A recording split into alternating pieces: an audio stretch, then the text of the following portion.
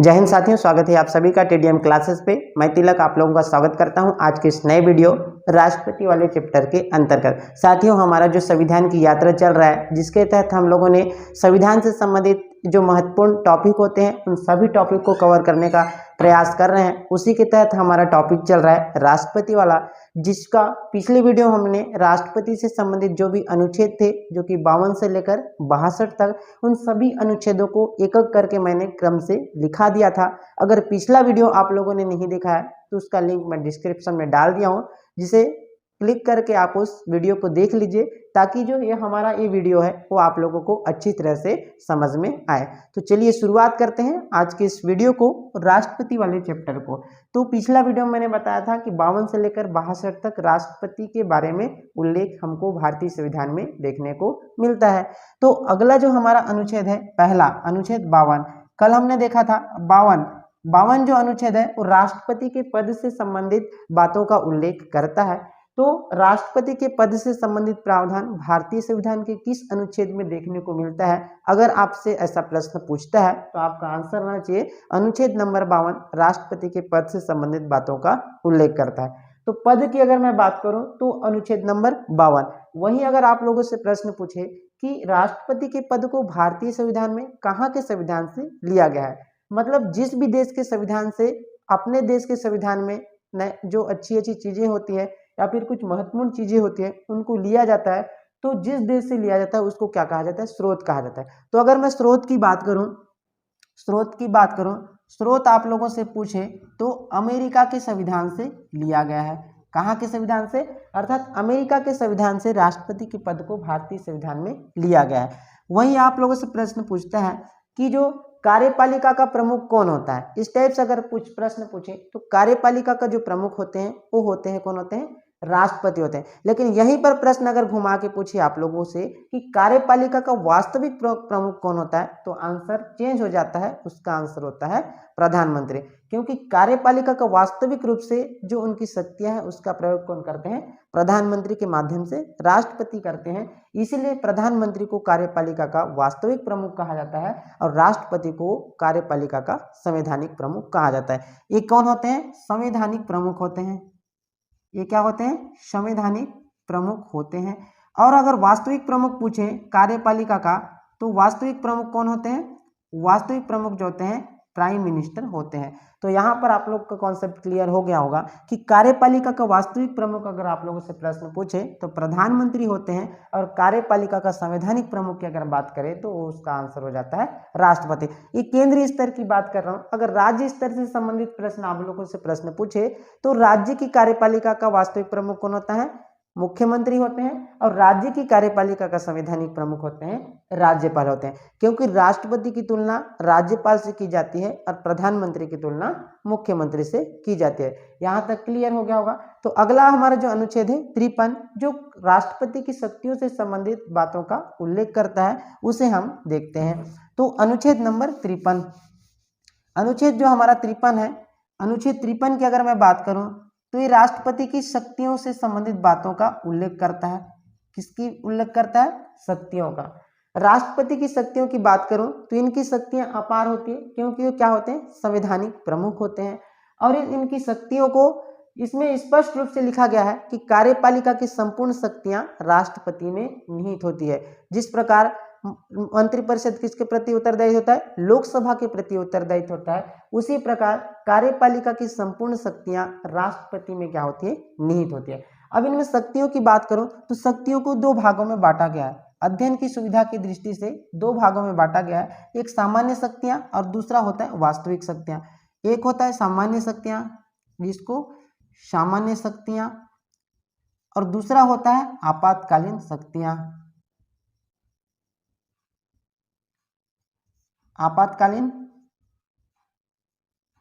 आपातकालीन शक्तियां होता है।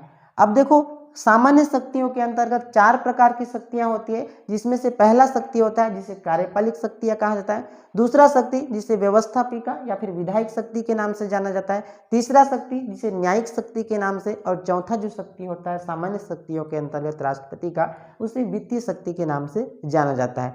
ये कौन कौन से हो गए? पहला कौन सा हुआ? कार्यपालिक शक्तियां। कार्यपालिक, दूसरा हो गया विधायिक या फिर व्यवस्थापिका, विधायिक या फिर व्यवस्थापिका, और तीसरा कौन सा हो गया, न्यायिक हो गया, और चौथा कौन सा हो गया, वित्तीय हो गया।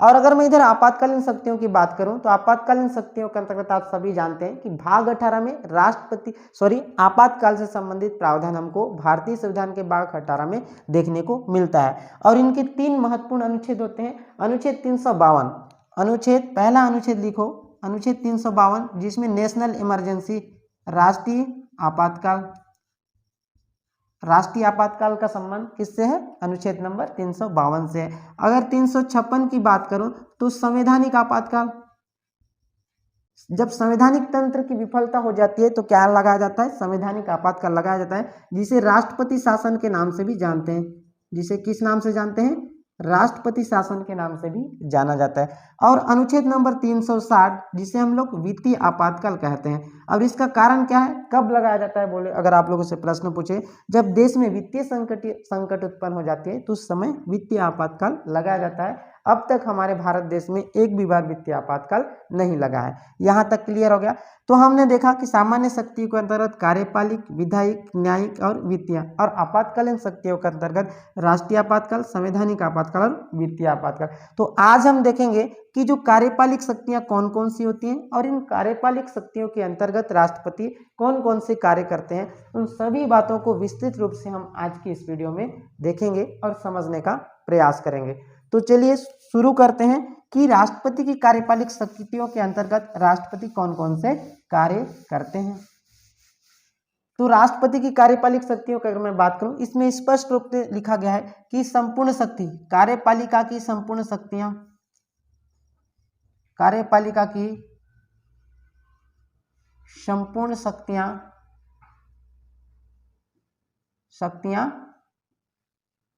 राष्ट्रपति में निहित होती है। पहला ही लाइन लिखा हुआ है कि कार्यपालिका की जितनी भी शक्तियां होती हैं वो राष्ट्रपति में निहित होती है, ये पहला है।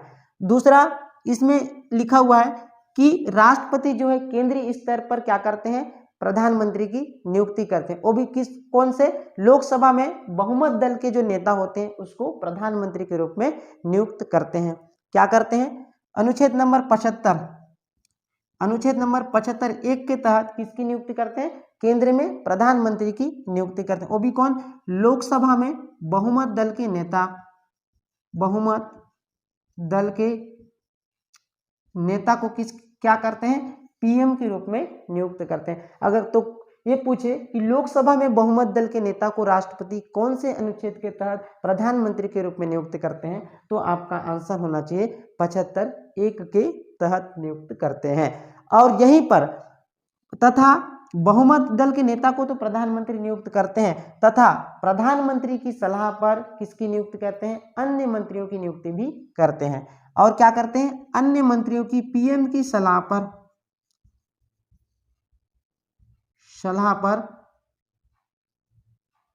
अन्य मंत्रियों की क्या करते हैं, नियुक्ति करते हैं।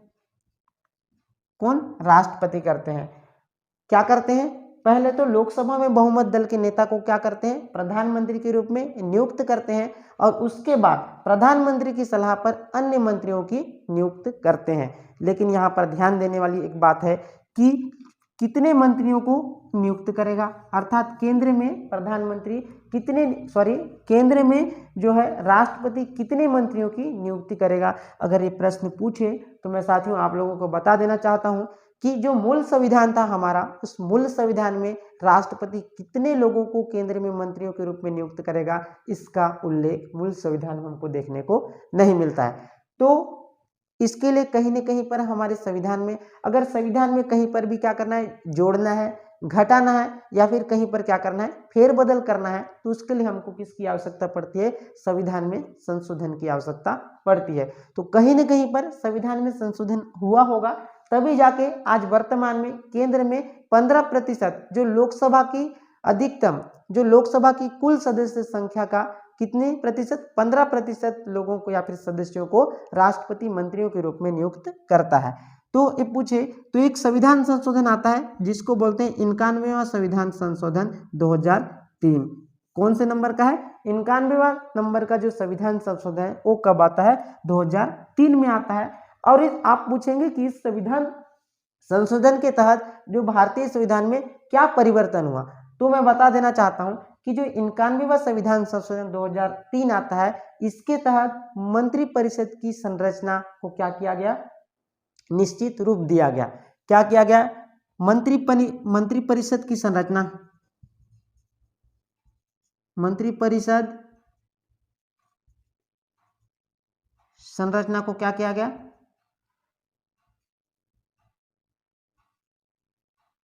या फिर मंत्रिपरिषद की संरचना या फिर मंत्रिपरिषद की जो आकार है उसको निश्चित किया गया। कहने का मतलब क्या हुआ? कहने का मतलब ये है कि जो पहले केंद्रीय स्तर पर कितने प्रतिशत मंत्रियों को राष्ट्रपति नियुक्ति करेगा, इसका कोई उल्लेख नहीं था। और इस संविधान संशोधन के तहत केंद्र की अगर मैं बात करूं, केंद्र में लोकसभा की कुल सदस्य संख्या का कितने प्रतिशत, केंद्र में अधिकतम कितने मंत्रियों की नियुक्त करेगा? अधिकतम की अगर मैं बात करूं तो लोकसभा की कुल सदस्य संख्या का, कुल सदस्य संख्या का 15% जो सदस्य होते हैं उनको राष्ट्रपति मंत्रियों के रूप में नियुक्त करेगा। ये तो हो गया केंद्रीय स्तर की बात। अधिकतम की बात कर रहा हूं मैं यहां पर, किसकी बात कर रहा हूं? अधिकतम की। जाहिर सी बात है कहीं पर अधिकतम पूछा गया है तो आपका प्रश्न जो बनाने वाले का, एग्जामिनर का जो ध्यान है न्यूनतम की ओर भी आ सकता है। तो आप लोगों को प्रश्न पूछेगा कि राष्ट्रपति केंद्रीय स्तर पर न्यूनतम कितने मंत्रियों को नियुक्त करेगा, तो आपका आंसर आना चाहिए कितने? न्यूनतम की अगर बात पूछे, न्यूनतम की पूछे तो केंद्रीय स्तर पर न्यूनतम के संबंध में कहीं पर भी उल्लेख हमको देखने को नहीं मिलता है। तो यहाँ पर आपका क्लियर हो गया होगा कि केंद्र में राष्ट्रपति कितने, लोकसभा की कुल सदस्य संख्या का 15% जो लोग होते हैं उसको मंत्रियों के रूप में क्या करता है? नियुक्त करता है। और न्यूनतम की बात करूं तो केंद्र में न्यूनतम के संबंध में कोई उल्लेख हमको देखने को नहीं मिलता है। ये हो गया केंद्रीय स्तर पर। अगला यहीं पर प्रश्न पूछ सकता है कि राज्य में कितने लोगों को नियुक्त करेगा? किसमें? राज्य में। ये तो केंद्र की बात होगी, राज्य के लिए भी सवाल बन सकता है कि नहीं? राज्य के रूप में भी सवाल बन सकता है। तो राज्य में कितने लोगों को जो है कौन, अब केंद्र में कौन नियुक्त करता है? राष्ट्रपति कर रहा है। तो राज्य में कौन करेगा? मुख्यमंत्री की सलाह पर राज्यपाल मंत्रियों की नियुक्त करेंगे।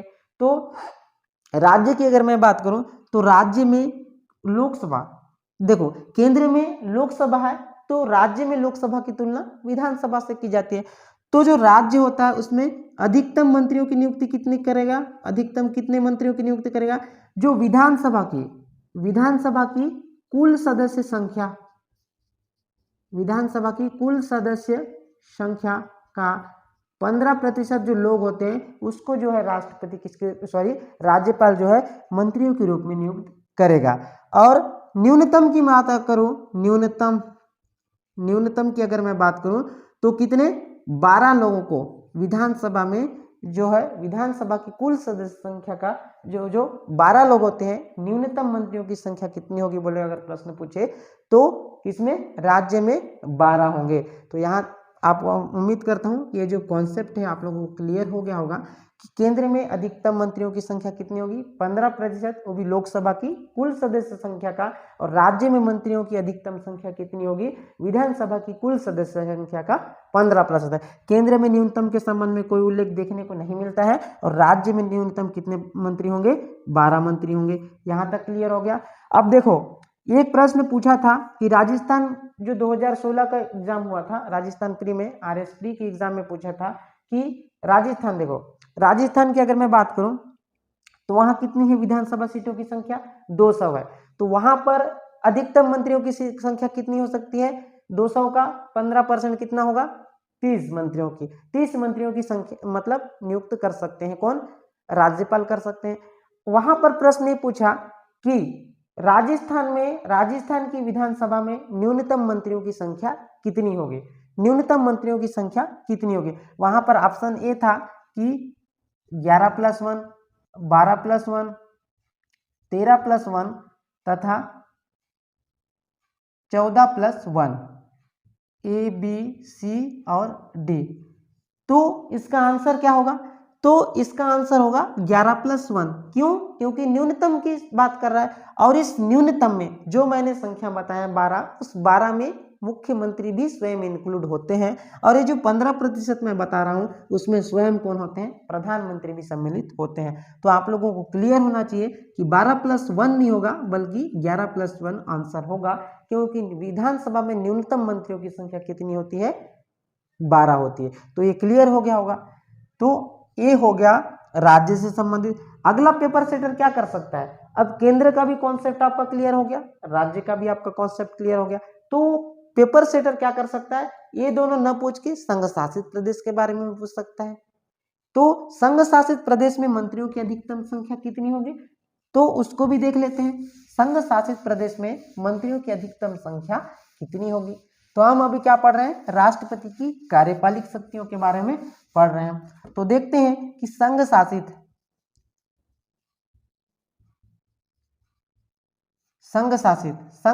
यानी कि जिसको केंद्र शासित प्रदेश या फिर इंग्लिश में यूनियन टेरिटरीज के नाम से भी जानते हैं। तो संघ शासित में जो है अधिकतम मंत्रियों की संख्या कितनी होगी? अधिकतम मंत्रियों की संख्या कितनी होगी? विधानसभा की कुल सदस्य संख्या का कितना होगा? 10%। कितना? विधानसभा की कुल सदस्य संख्या का 10% जो सदस्य होते हैं उनको क्या करेंगे? मंत्रियों के रूप में नियुक्त करेंगे। तो कितने प्रतिशत? 10%। अगर मैं बात करूं जो दिल्ली है, आप सभी जानते हैं दिल्ली क्या है? केंद्र शासित प्रदेश है, और दिल्ली में विधानसभा की कुल सदस्य संख्या कितनी है? 70 है। तो इस 70 का कितना प्रतिशत? 10%। तो देखो 10% कितना? मतलब 7 होंगे। तो जो 7 है, दिल्ली में अधिकतम मंत्रियों की संख्या कितनी होगी? दिल्ली विधानसभा में 7 होगी, और इस 7 में क्या होंगे? मुख्यमंत्री भी शामिल रहेंगे। मतलब अगर प्रश्न पूछे तो 6+1 होगा इसका आंसर। तो यहाँ पर इतना आप लोगों को क्लियर हो गया होगा। तो देखिए मैंने क्या बताया? केंद्र में अधिकतम मंत्रियों की संख्या कितनी होगी, राज्य में कितनी होगी, तथा संघ शासित प्रदेश में कितनी होगी। तो देखो केंद्र शासित प्रदेशों में जो राष्ट्रपति है 3 प्रकार की नियुक्ति करते हैं। क्या करते हैं? 3 प्रकार की नियुक्ति करते हैं। पहला किसकी नियुक्ति करते हैं? उपराज्यपाल। पहला उपराज्यपाल। और दूसरा किसकी नियुक्ति करते हैं? प्रशासक। और तीसरा किसकी नियुक्ति करते हैं? आयुक्त की नियुक्ति करते हैं। आयुक्त की। देखो 2016 में एक प्रश्न पूछा जा चुका है, इंटरव्यू में पूछा गया प्रश्न है कि 2016 में पूछा गया था कि वर्तमान में कितने केंद्र शासित प्रदेशों में उपराज्यपाल हैं। तो उस समय का आंसर कितना था? उस समय का आंसर था कितना? 3 था। अब वर्तमान में कितने आंसर आएगा इसका? 5 आएगा। कौन कौन सा? देखो पहला कौन सा आएगा? दिल्ली आएगा। दूसरा पुडुचेरी। तीसरा क्या होगा? जम्मू कश्मीर। चौथा क्या होगा? लद्दाख। और अंडमान निकोबार द्वीप समूह। कौन होगा? अंडमान निकोबार द्वीप समूह। तो देखो 1, 2, 3, 4 और 5 पहले कितनी जगह पर था? 1, 2 और अंडमान निकोबार द्वीप समूह पर था। और आप सभी जानते हैं कि 2019 से जम्मू कश्मीर और लद्दाख 2 यूनियन टेरिटरीज में बनकर आए हैं। तो अब हमारे पास कितने केंद्र शासित प्रदेशों में उपराज्यपाल होंगे? 5 केंद्र शासित प्रदेशों में उपराज्यपाल होंगे। और प्रशासक की अगर मैं बात करूं तो देखो प्रशासक की अगर मैं बात करूं तो लक्षद्वीप प्लस दमन और दीव प्लस दादर नागर हवेली। दमन, इसको ऐसे लिख दे, दमन और दीव प्लस दादर नागर हवेली। मतलब कितने? ये दोनों एक ही है। ये क्या है? दोनों एक ही है। इसको अलग अलग मत समझना कि ये दोनों एक ही है। दमन दीव और दादर नागर हवेली 2 केंद्र शासित प्रदेश को मिलाकर मर्ज किया गया और इसका नाम रखा गया दमन दीव दादर नागर हवेली। तो लक्षद्वीप और दमन और दीव दादर नागर हवेली में क्या है? प्रशासक होते हैं। और जो आयुक्त होते हैं वो कहाँ पर होते हैं? चंडीगढ़ में होते हैं। आयुक्त कहाँ पर होते हैं? चंडीगढ़ में होते हैं। तो ये था हमारा क्या था? जो संघ शासित प्रदेशों में कितने जगह पर उपराज्यपाल है, कितने जगह पर प्रशासक होते हैं और कितने जगह पर आयुक्त होते हैं। यहाँ पर से भी प्रश्न पूछा जा चुका है, इसीलिए इस टॉपिक को भी मैंने आप लोगों के समक्ष रखा। तो अगला हमारा है कि अगला कौन सा अनुच्छेद है। अगला देखो, अगला अगर मैं बात करूं तो 77, अगला जो मैं अनुच्छेद की बात करूं तो अगला जो अनुच्छेद है कौन सा, अनुच्छेद 77। अनुच्छेद 77 में लिखा गया है कि भारत सरकार के जितने भी कार्य होते हैं वो किनके नाम पर होते हैं, राष्ट्रपति के नाम पर होते हैं। तो क्या होते हैं, भारत सरकार के समस्त कार्य, क्या लिखा गया है, भारत सरकार के समस्त कार्य किसके नाम पर होते हैं, राष्ट्रपति के नाम पर होते हैं। ये हमारा अनुच्छेद क्या बोलता है, 77 बोलता है। अभी इस अनुच्छेद 77 के तहत क्या होता है, अनुच्छेद 77 के तहत या फिर 77 के तहत राष्ट्रपति केंद्र से संबंधित जो भी जानकारियां हैं वो किससे मांग सकते हैं, प्रधानमंत्री से मांग सकते हैं। अर्थात केंद्र से जुड़ी हुई जो भी जानकारी हो वह राष्ट्रपति अनुच्छेद 77 के तहत किससे मांग सकते हैं, प्रधानमंत्री से मांगते हैं। क्या करते हैं, अनुच्छेद 77 के तहत क्या होता है, समस्त कार्य राष्ट्रपति के नाम पर होते हैं। तो इसमें मैंने बताया कि भारत सरकार के समस्त कार्य किसके नाम पर होते हैं, राष्ट्रपति के नाम पर होते हैं। और अगला अनुच्छेद कौन सा है, अगला मैं अनुच्छेद 18 जिसमें लिखा हुआ है पीएम के कर्तव्य, प्रधानमंत्री के कर्तव्य। अब मैं आप लोग ये भी बोल सकते हैं कि आप राष्ट्रपति की शक्तियों के बारे में बता रहे हैं और यहाँ पर प्रधानमंत्री के कर्तव्यों को क्यों बता रहे हैं। तो ये जो हमारा अनुच्छेद है वो राष्ट्रपति की शक्तियों से ही जुड़ा हुआ अनुच्छेद है, इसीलिए मैं इस अनुच्छेद 78 यानी कि प्रधानमंत्री के कर्तव्य से ही जोड़कर मैं राष्ट्रपति की शक्तियों को बताने का प्रयास कर रहा हूं ताकि आप लोगों को अच्छी तरह से समझ में आए। तो प्रधानमंत्री के कर्तव्य, तो इसके तहत राष्ट्रपति क्या करता है, जो केंद्रीय स्तर से जुड़ी हुई जितनी भी जानकारियां हैं वो प्रधानमंत्री से मांग सकता है। केंद्रीय स्तर से जुड़ी समस्त जानकारियां, केंद्र से जुड़ी समस्त जानकारियां राष्ट्रपति पीएम से मांग सकता है। क्या करता है, केंद्र से जुड़ी समस्त जानकारी, चाहे किसी भी विषय से जुड़ी जानकारियां हैं वह राष्ट्रपति जो है प्रधानमंत्री से मांग सकता है अनुच्छेद 78 के तहत। और प्रधानमंत्री का कर्तव्य बनता है कि राष्ट्रपति के द्वारा मांगी गई जो भी जानकारियां हैं उसको क्या करे, उपलब्ध कराए। क्या करे, उसको क्या करें, जानकारियां राष्ट्रपति को उपलब्ध कराना। पीएम का क्या कर्तव्य होता है, समस्त जानकारियों को राष्ट्रपति को उपलब्ध कराना। समस्त जानकारियां जो भी राष्ट्रपति ने प्रधानमंत्री से मांगी है उन समस्त जानकारियां को राष्ट्रपति को उपलब्ध कराना, राष्ट्रपति को उपलब्ध कराना ये किसका कर्तव्य है, प्रधानमंत्री का कर्तव्य है। ये तो हो गया अनुच्छेद 78 के तहत। ठीक है, इसके बाद कुछ राष्ट्रपति की और भी शक्तियां होती है तो उसको भी हम थोड़ा सा देखने का प्रयास करते हैं ताकि राष्ट्रपति की शक्तियों से संबंधित जो भी प्रश्न आए वो हमसे न छूटे। तो देखिए, और जो होता है, क्या होता है, राष्ट्रपति क्या होते हैं, जो भारत के जितने भी केंद्रीय विश्वविद्यालय होते हैं उनके क्या होते हैं, कुलाधिपति होते हैं। क्या होते हैं, राष्ट्रपति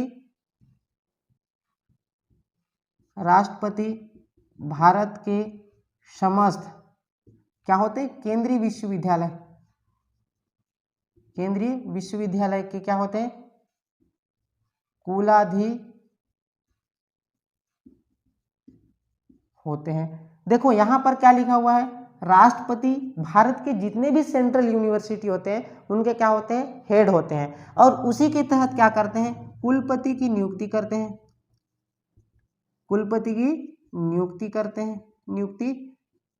हैं, तो यहां पर क्या लिखा हूं, राष्ट्रपति भारत के समस्त केंद्रीय विश्वविद्यालय के क्या होते हैं, कुलाधिपति होते हैं। अब देखो एक केंद्रीय स्तर की बात करा तो राज्य में कौन होंगे, राज्यपाल होंगे। तो राज्य में राज्यपाल जो है समस्त सरकारी विश्वविद्यालय के क्या होते हैं, कुलाधिपति होते हैं। और इसमें लिखना, नोट करके लिखो ताकि आप लोगों का कन्फ्यूजन दूर हो जाए हमेशा के लिए, क्योंकि यहाँ पर आप लोगों को अच्छा सा प्रश्न बना के दे सकता है। तो आप लोगों को राज्यपाल केवल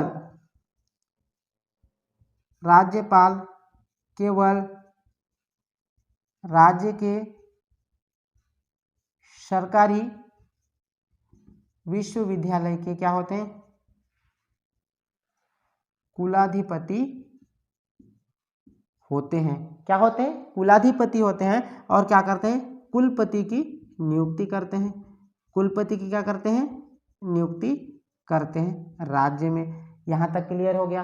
अगला देखो, अब देखो ये क्या हो गया, सेंट्रल यूनिवर्सिटी हो गया, और ये क्या हुआ, राज्य में स्थित केवल सरकारी। यहाँ पर केवल वर्ड को आप लोग को याद रखना है, केवल और केवल सरकारी विश्वविद्यालय के कुलाधिपति कौन होते हैं, राज्य के राज्यपाल होते हैं। और निजी विश्वविद्यालय और विधि विश्वविद्यालय के कुलाधिपति नहीं होते। तो प्रश्न क्या बन सकता है कि विधि विश्वविद्यालय के कुलपति कौन होते हैं। ऑप्शन में दे सकता है भारत के राष्ट्रपति, भारत के कानून मंत्री, भारत के प्रधानमंत्री और भारत के महान्यायवादी या फिर भारत के सर्वोच्च न्यायालय के मुख्य न्यायाधीश। तो आप लोग कमेंट बॉक्स में इसका आंसर दीजिए कि भारत में स्थित विधि विश्वविद्यालय के कुलाधिपति कौन होते हैं। ऑप्शन पहला है राष्ट्रपति, ऑप्शन बी है महान्यायवादी, ऑप्शन सी है कानून मंत्री और ऑप्शन डी है सर्वोच्च न्यायालय के मुख्य न्यायाधीश। तो आप लोग आंसर दीजिएगा। तो मैंने पूछा कि विधि विश्वविद्यालय के कुलपति कौन होते हैं, विधि विश्वविद्यालय के कुलाधिपति कौन होते हैं, कुलाधिपति कौन होते हैं। तो आप लोग आंसर कीजिए कमेंट बॉक्स में कि जो जितने भी विधि विश्वविद्यालय होते हैं उनके कुलाधिपति कौन होते हैं। ऑप्शन में मैंने दिया, पहला क्या दिया, राष्ट्रपति दिया, और बी में दिया क्या हुआ, महान्यायवादी जिसको अटॉर्नी जनरल कहते हैं, और सी में क्या दिया है, कानून मंत्री, और डी में दिया CJI मतलब चीफ जस्टिस ऑफ इंडिया। तो आप कमेंट बॉक्स में आंसर कीजिए कि भारत में स्थित जो विधि विश्वविद्यालय होते हैं उनके कुलाधिपति कौन होते हैं। तो मैं इसका आंसर बता देना चाहता हूं कि जो भारत में स्थित जितने भी जो लॉ यूनिवर्सिटी होते हैं, जो विधि विश्वविद्यालय होते हैं, उनके कुलाधिपति ना तो राष्ट्रपति होते हैं, ना तो अटॉर्नी जनरल होते हैं, ना तो भारत के कानून मंत्री होते हैं, बल्कि भारत के सर्वोच्च न्यायालय के मुख्य न्यायाधीश यहाँ के कुलाधिपति होते हैं और इनमें कुलपतियों की नियुक्ति करते हैं। तो ये तो हो गया विधि विश्वविद्यालय की कुलाधिपतियों की बात। कौन होते हैं, सुप्रीम कोर्ट के मुख्य न्यायाधीश। अगला और कुछ अनुच्छेद है, अनुच्छेद नंबर 76। अनुच्छेद नंबर 76 इसको भी हम लोग देख लेते हैं कि जो अनुच्छेद नंबर 76 किस बात का उल्लेख करते हैं, महान्यायवादी की नियुक्ति। महान्यायवादी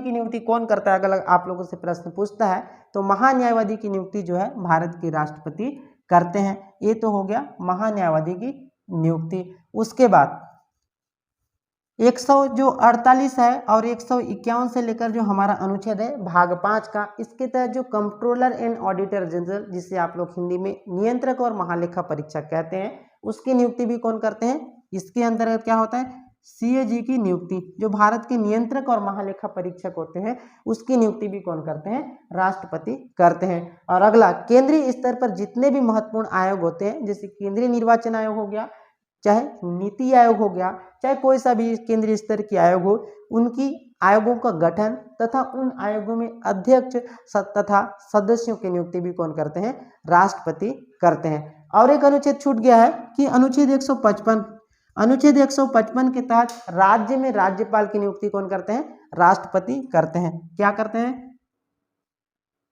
राज्यपाल की नियुक्ति। अगर आप लोगों से प्रश्न स्टार लगा लीजिए, राज्यपाल की नियुक्ति से संबंधित प्रावधान भारतीय संविधान के कौन से अनुच्छेद में देखने को मिलता है। अगर आप लोगों से प्रश्न पूछे तो अनुच्छेद नंबर 155 में हमको क्या देखने को मिलता है, राज्यपाल की नियुक्ति कौन करते हैं, राष्ट्रपति करते हैं। तो आज के वीडियो में हमने देखा कि राष्ट्रपति की जो पद कहाँ से लिया गया है तथा राष्ट्रपति की जो शक्तियां अनुच्छेद नंबर 53 उसके तहत हम लोग आज देख रहे थे कि राष्ट्रपति की कार्यपालिक शक्तियों के अंतर्गत राष्ट्रपति कौन कौन से कार्य करते हैं। तो उन सभी चीज़ों को हमने आज के इस वीडियो में चर्चा किया है। अगले वीडियो में हम इसी प्रकार हमारा जो एक क्लास का सिलसिला जारी रहेगा, जिसमें हम देखेंगे कि व्यवस्थापिक शक्तियों के अंतर्गत राष्ट्रपति कौन से कार्य करते हैं, न्यायिक शक्तियों के अंतर्गत कौन से कार्य करते हैं, वित्तीय शक्तियों के अंतर्गत कौन कौन से कार्य करते हैं। इन सभी चीज़ों को हम अगले वीडियो में चर्चा करेंगे। अगर आज की वीडियो से आप लोगों को कुछ नया चीज़ सीखने को मिला है तो आप हमारे इस YouTube चैनल TDM क्लासेस को सब्सक्राइब कीजिए तथा बेल आइकन को दबाइए, जिससे कि आने वाली वीडियो की नोटिफिकेशन आप तक जल्द से जल्द मिलता रहे। तो आज की वीडियो में इतना ही, मिलते हैं अगली क्लास में। Thank you.